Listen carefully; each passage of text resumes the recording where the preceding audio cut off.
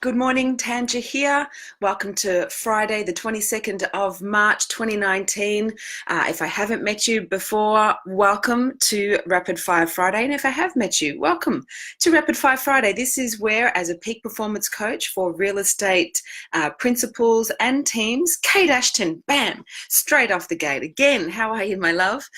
This is where I just reflect on the key themes from my one-on-one coaching sessions this week and just share rapid fire insights, tips, tools, and strategies to help you the game of real estate. Now, also want to acknowledge we do have a number of people that join us that aren't in real estate and property. So welcome to you as well.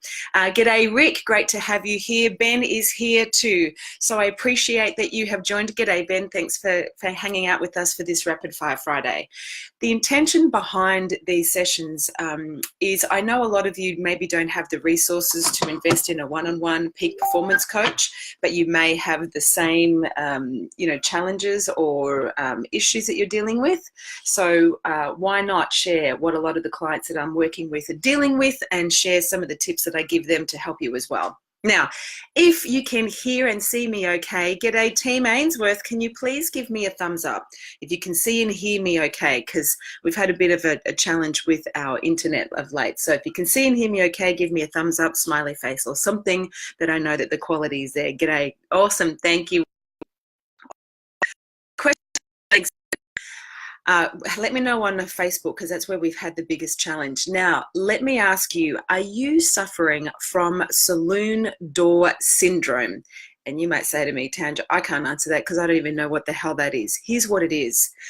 A theme this week, as I'm listening to my clients, is many of them are experiencing what I call saloon door syndrome. Now, saloon door syndrome is where the saloon doors of your subconscious mind swing open when you speak and you're trying to declare or create what you're up to in your life. And how do I know they're swinging open? It's because of the language that you're using.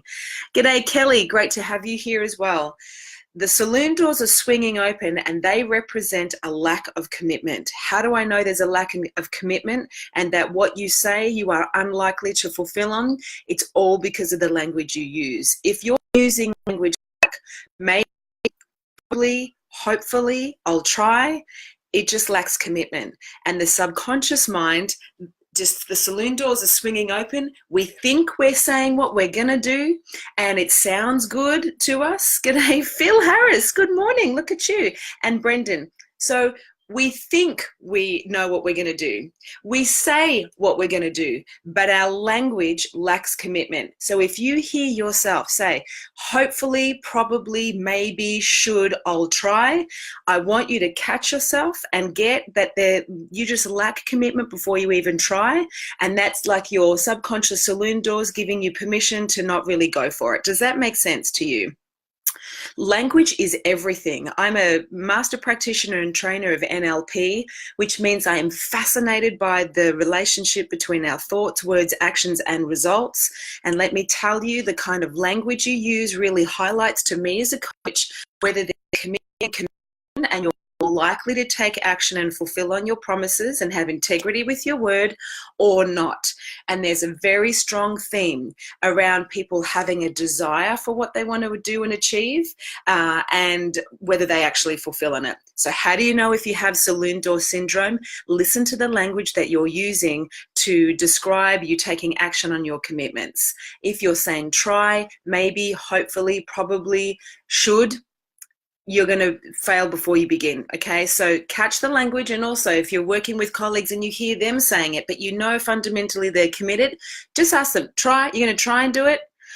Now, if I said to you, if that's making sense, give me a thumbs up or a smiley face and let me know that that's actually making sense. And now that I've distinguished saloon door syndrome, do you know that you've done that before? Good morning, Rod Fitzgerald. Do you know that you've done that before? Have you heard yourself say, should, maybe, probably, hopefully, go and take action? Let me know. How do you change it? You just drop that dialogue and you commit. Because if I said to you, Kelly, try to get up and walk out the door. Kelly would either get up and walk out the door, or stay sitting there. Try is a subconscious mind trick that you think that you're actually in action. Kelly's either going to get up and do it, meaning she has the result, or she's going to have the reason why not, which is whatever justification she has. Does that make sense, Kelly? Sorry to pick on you, but your name was there, so I did it. G'day, Paula. Great to have you here too. So that is saloon door syndrome. It happens all the time. If you want to increase your productivity and performance, fulfill your promises, of your subconscious mind, Kelly's like, absolutely. Drop the dialogue of try, maybe, should, and hopefully, and commit, and then take the action. Awesome. Now, here's the thing, especially if you are a leader or you are responsible for making people feel, you're recruiting and you're bringing people into your businesses. Even if you're not, listen and share this with your leader.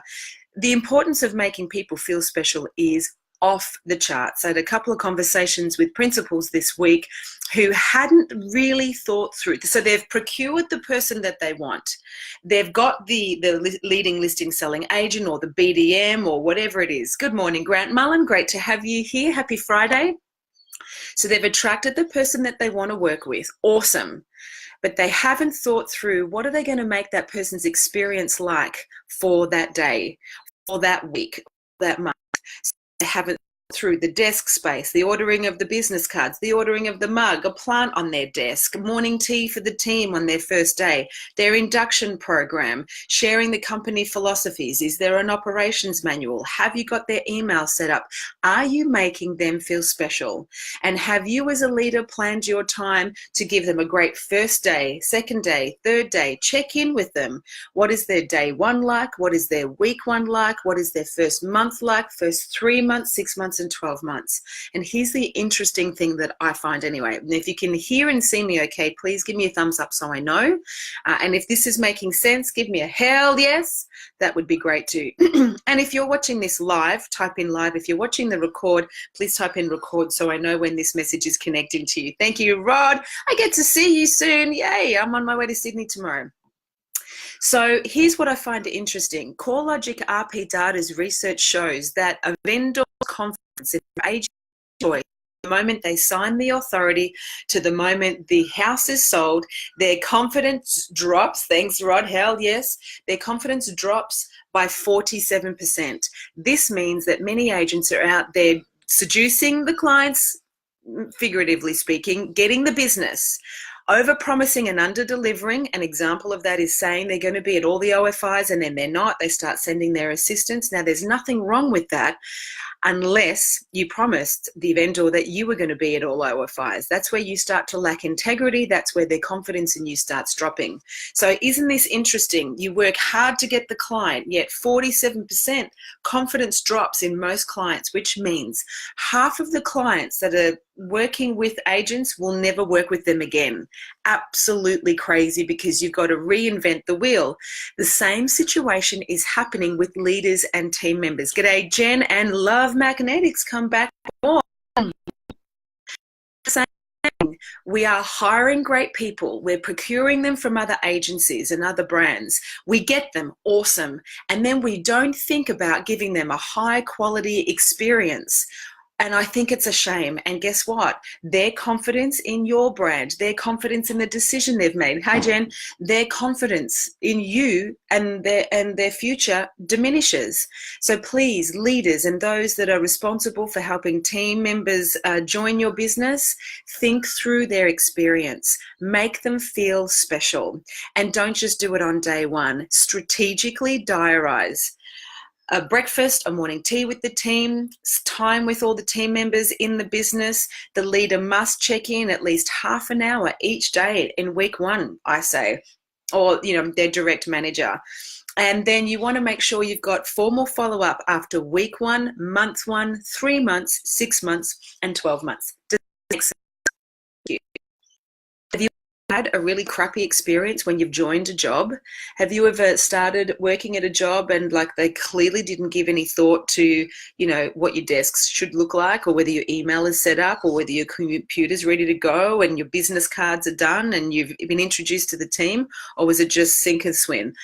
I'm really keen to hear what was your crappy experience, or what was the best experience like? Type it in so we can pinch some ideas. Now, here's the second theme. There is a major lack of clarity with people in your business, and I'm talking at a macro level and a micro level. Again, if you are a leader watching this, you are potentially hemorrhaging thousands, hundreds of thousands of dollars every year because your people are coming to work not clear of why, not clear of how they're supposed to be, including value. They're not sure what their position description really is, or I like to call them purpose contracts. There's no clarity in their KPIs, or as I like to call them, APIs, action performance indicators. And they're not clear about what actions they take and how it affects others. So there's a lot of wasted productivity happening out there in the marketplace. And when the business, when the marketplace have to run, Tanj, have a great day. Yeah, good on you, Ben. We'll see you soon. Thanks for dropping in. If there are people in your business that aren't clear on what they're supposed to be doing, you are leaking money all over the place. And in this, that's what I was saying, in this correcting marketplace where times are tough and it's changing, have that happen in your business. Does that make sense? Good morning, Chris. Great to see you here. If you can see and hear me on Facebook, okay, let me know. So please make sure you're really clear on why your business is open and why people should care, what the values are in your business, because if people don't know where you stand, you and them will fall for everything and anything. If they don't have clear position descriptions, how are they supposed to know what they're meant to do each day? And on what day are they supposed to do what? And how does that affect them? G'day, Julie Anderson. Nice to have you here as well. This is a subject close to your heart, Julie. We're talking about the importance of clarity around position descriptions and KPIs or APIs. Julie's one of the best HR managers I've ever seen. She works with the national brand called the eView Group, one of the best operators I've ever seen, masterful at her job. So, Julie, you'll know firsthand how much money teams waste when there's a lack of clarity. The individual action. So make sure. Now, if you're not a leader and you're watching this, I want you to ask yourself, are you crystal clear why you should rock up every day? Do you know what you're supposed to do 10 o'clock on a Monday versus 2 o'clock on a Tuesday versus 4 o'clock on a Friday, and why it matters? Do you know what actions you need to take and how it impacts others? And if not, I invite you to go and get some clarity from your business owner. And if they don't have time, which is pretty typical, a lot of them are on the tools, listing, selling, leaders and agents themselves. Design your own position description as a start, write down what you think your KPIs are, and go to your leader and say, is this exactly what I'm supposed to be doing? Because I want to make sure that you're getting the most HR bang from your investment buck in me. Okay, does that make sense? If that makes sense, give me a thumbs up. Too many people wait for their leaders to provide clarity. Should they be? Yes. But if they're not, does that mean you need to stay in victim mentality, being clear and being unproductive at times? No. Manage up. Okay, so if that made sense to you, please let me know with a thumbs up, a smiley face. And inside of that, another theme that I saw this week was the blame game. Too many people are blaming situations, people, conditions, things outside of themselves, which leaves them disempowered. Thanks, Kelly. If you're disempowered, it'll affect your motivation, it'll affect your mojo. So take a look today. Is there anything, anyone, any system, any tool that you are blaming for why you aren't empowered to take the actions you need to take and produce the results that you need to produce? And if so, then start looking at how are you responsible for shifting that reality. Because when you adopt a methodology and a philosophy of being responsible, it gives you the ability to respond accordingly rather than react as a victim. It makes sense. So if you're blaming anything, anyone, stop the blame game. That'll leave you disempowered. You won't have any mojo or ability to innovatively problem solve. Stop the blame game and look at, how am I responsible for this, or how can I responsibly resolve it? And you'll start getting great ideas and solutions to move forward in your life, and won't remain a victim and stay disempowered. Let me know if that makes sense to you. And the final one that I'm just looking at my board here, the final one that I want to share today was my favorite one this week. I did a lot of sessions this week. We have a friendly fly hanging around. I did a lot of sessions this week. Thanks. You like that, Kelly? That's awesome. It's a really simple strategy.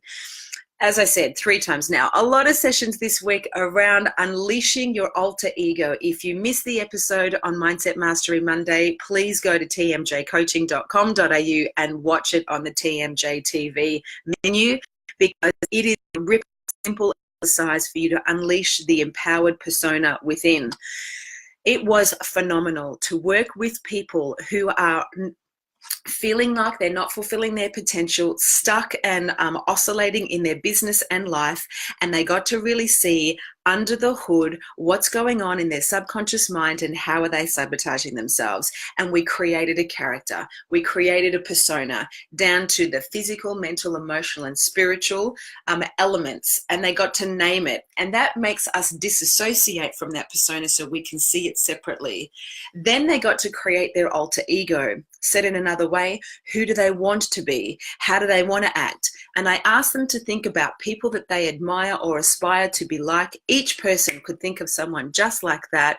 We deconstructed their characteristics. We deconstructed how they hold themselves, how they think, how they feel, how they respond. And then my clients created an alter ego, even gave them a name.